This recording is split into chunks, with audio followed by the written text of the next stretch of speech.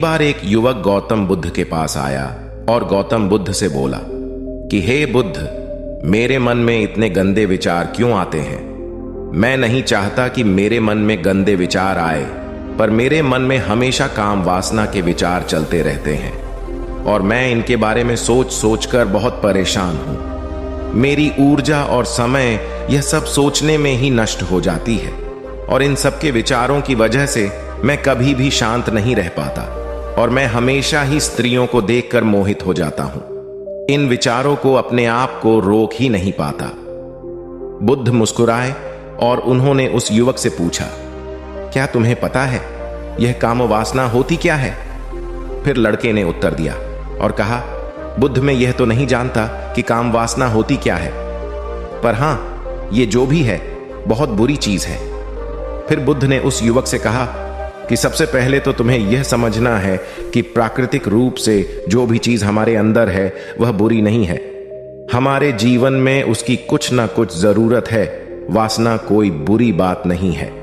यह तो हमारे मन की एक भावना है जो हमें किसी ना किसी चीज की कमी का एहसास करवाती है और फिर हम उस चीज को पाने के लिए उस चीज की तरफ आकर्षित हो जाते हैं। जैसे अगर तुम्हारे पास धन की कमी है तो तुम में धन पाने की वासना उत्पन्न हो जाएगी। तो वासना कुछ और नहीं, बस एक प्रकार की कमी है जो कि एक प्रकार की जरूरत का एहसास है। और जब यह जरूरत शारीरिक हो तो हम इसे काम वासना का नाम देते हैं। युवक ने गौतम बुद्ध को कहा कि बुद्ध, मुझे काम वासना का मतलब तो समझ में आ गया, पर आप मुझे यह बताइए कि यह आती कहां से है और कैसे आती है। गौतम बुद्ध ने कहा कि काम वासना कहीं से आती नहीं है, यह तो हमारे अंदर ही होती है और इसका होना तो जरूरी भी है, तभी तो मानव जाति का विस्तार होगा। युवक ने कहा, जब यह हमारे अंदर ही है और जरूरी भी है तो फिर लोग इसे गलत क्यों बोलते हैं? बुद्ध ने कहा कि यही तो समस्या है। लोगों ने काम वासना को गलत तरीके से सोच लिया है।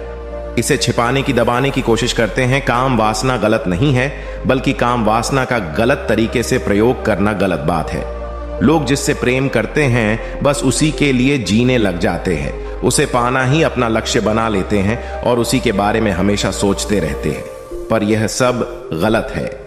बुद्ध ने युवक से कहा, क्या तुम्हें पता है जानवरों में भी काम वासना होती है? युवक ने उत्तर दिया, हां बुद्ध, जानवरों में भी काम वासना होती है, क्योंकि जानवर भी तो आखिर अपनी पीढ़ी को आगे बढ़ाएंगे।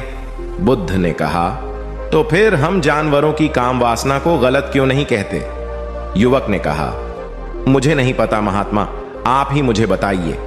गौतम बुद्ध ने कहा कि जानवर अपनी काम वासना का प्रयोग आनंद प्राप्ति के लिए नहीं करते, वह तो सिर्फ संतान उत्पन्न करने के लिए ही काम वासना का उपयोग करते हैं। जानवरों को प्रकृति ने इतनी समझ नहीं दी कि वह काम वासना को अपने सुख का आधार बना सके, जबकि मनुष्य अपनी समझ के बलबूते पर प्रकृति में पाई जाने वाली प्रत्येक वस्तु को अपने सुख के लिए प्रयोग करता है।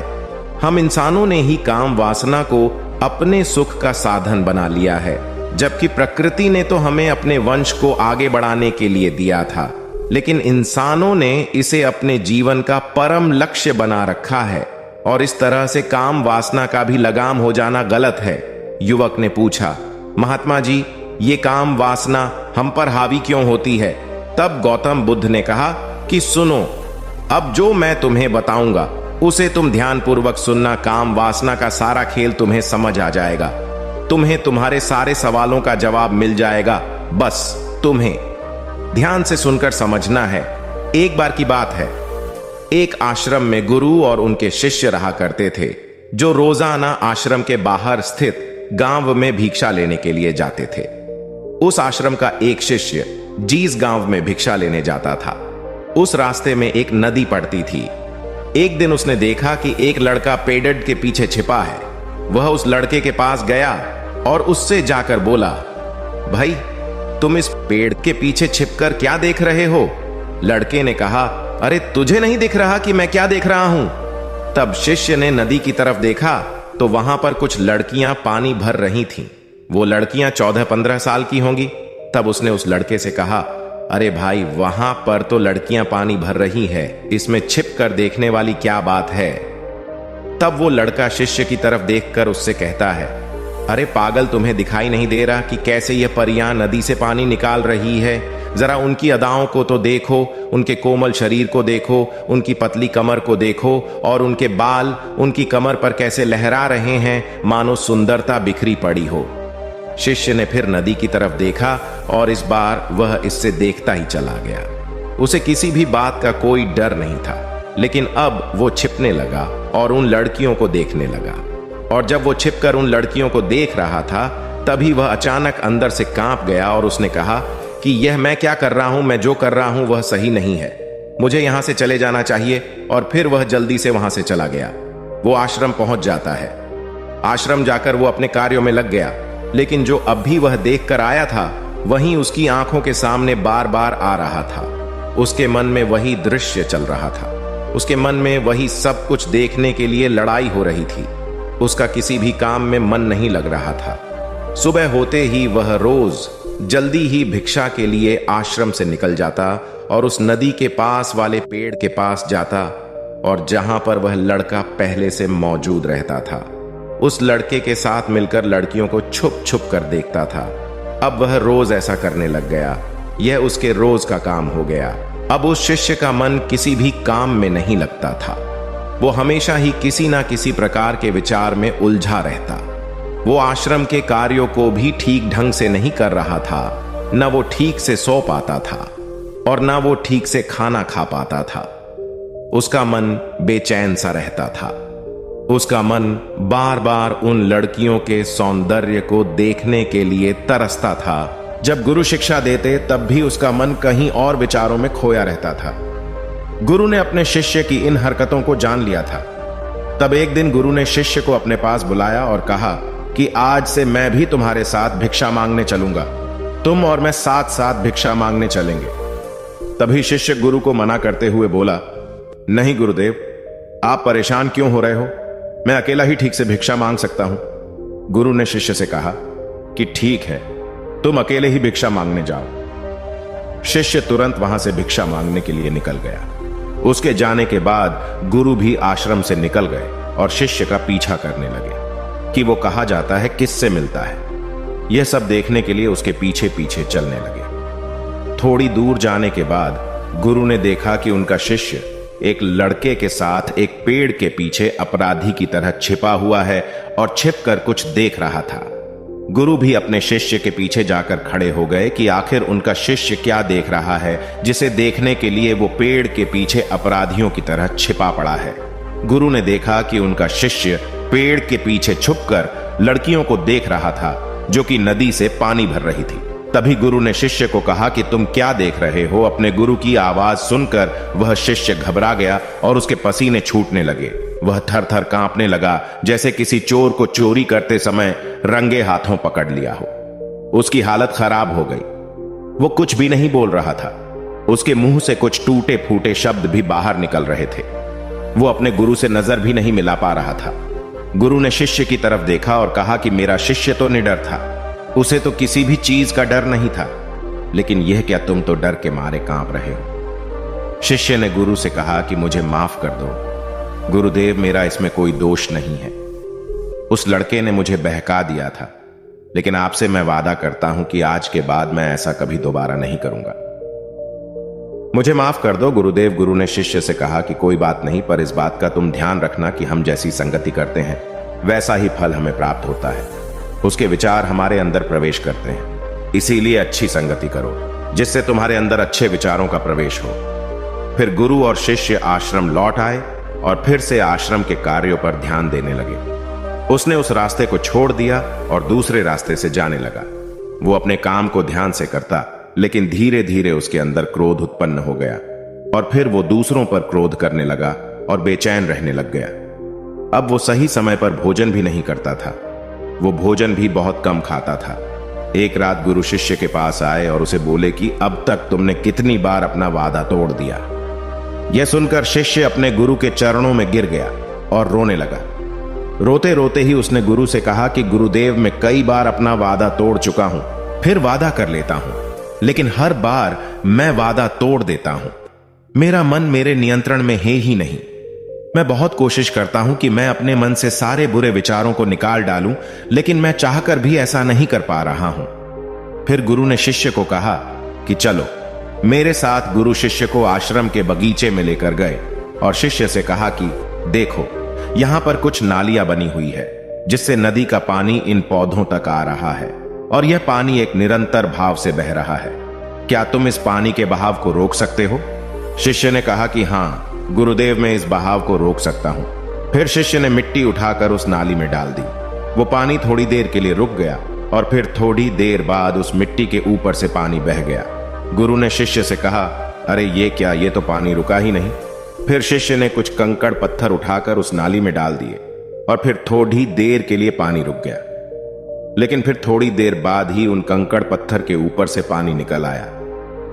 फिर गुरु ने कहा कि यह क्या हुआ, पानी तो फिर से बह गया। तुम तो बोल रहे थे कि तुम इसे रोक दोगे। क्या हम किसी काम को रोकना चाहे तो क्या हम उसे रोक नहीं सकते?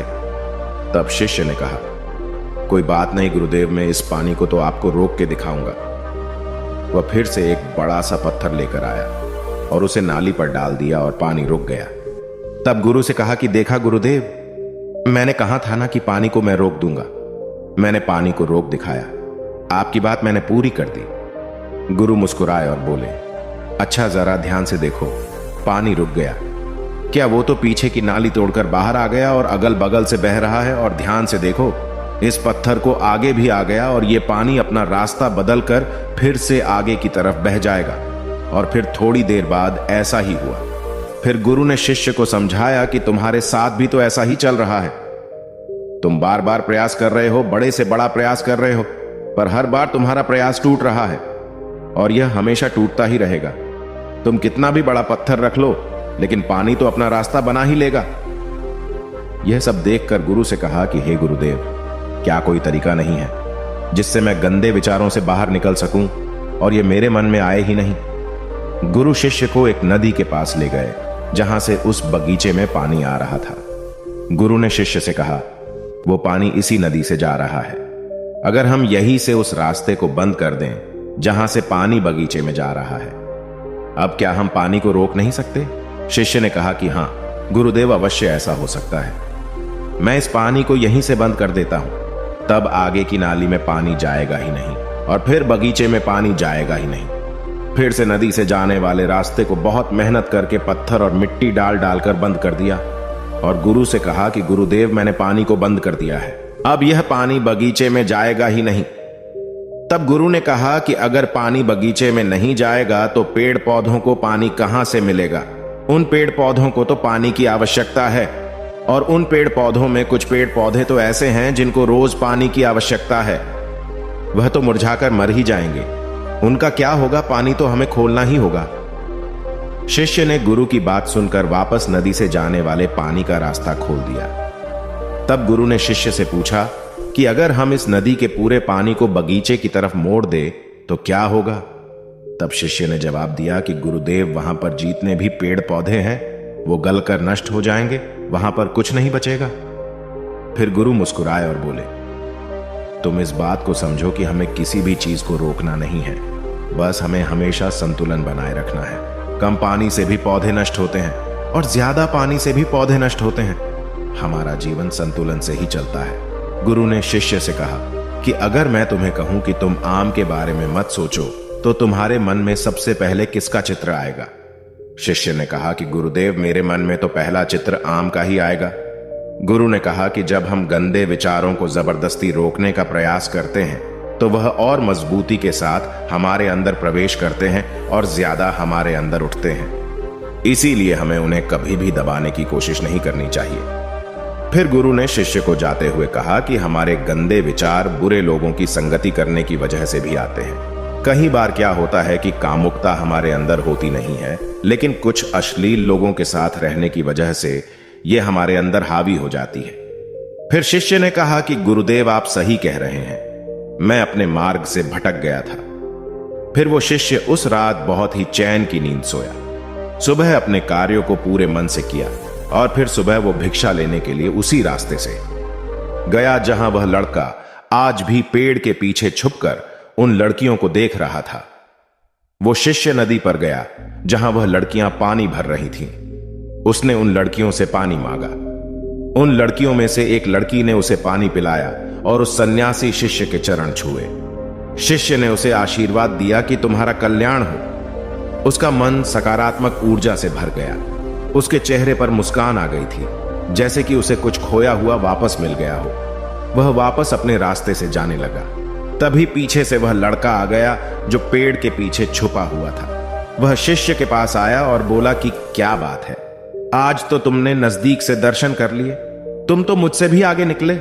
तब शिष्य ने कहा कि हम हमेशा दूसरे के दर्शन करने में ही व्यस्त रहते हैं, अपने दर्शन कर ही नहीं पाते। तुम कब तक इस पेड़ के पीछे छुपते रहोगे? किसी को पसंद करते हो तो उससे बोल दो, अगर वो भी तुम्हें पसंद करती है, और शादी कर लो। पर उससे पहले तुम कुछ बन जाओ तथा अपने आप को पहचान लो। ऐसे अपना समय बर्बाद मत करो। फिर वह लड़का रोज उससे मिलने लगा और उस लड़के ने नदी पर जाना छोड़ दिया। और फिर वो लड़का अपने जीवन में कुछ बनने के लिए संघर्ष करने लगा। तो तुमने देखा संगति का असर क्या होता है। अपनी संगति बदलो, अपने विचार बदलो। बुद्ध ने युवक से पूछा कि क्या तुम्हें तुम्हारे सारे सवालों का जवाब मिल गया? तब युवक ने कहा कि हाँ महात्मा जी, आपका बहुत बहुत धन्यवाद। तब गौतम बुद्ध ने युवक से कहा कि जब तुम्हारे मन में गंदे विचार आए तब आप अपने आप को दोषी मत मानो। यह शरीर है और यह सब इसमें हजारों वर्षों से सीखा है। यह केवल तुम्हारे सोच लेने से, शपथ लेने से यह टूटने वाला नहीं है, लेकिन तुम्हारे पास वो शक्ति है और वो ऊर्जा है जिसका तुम्हें संतुलन बनाए रखने के लिए उपयोग करना है। तुम एक जीवित ऊर्जा हो जो कुछ भी अनुभव करने के लिए स्वतंत्र हो, जो कुछ निर्माण करने के लिए स्वतंत्र हैं। इसीलिए तुम अपने आप को पहचानो। दोस्तों, आपको यह कहानी कैसी लगी हमें कमेंट करके जरूर बताना, और ऐसी ही और कहानियों के लिए सब्सक्राइब का बटन जरूर से दबा देना।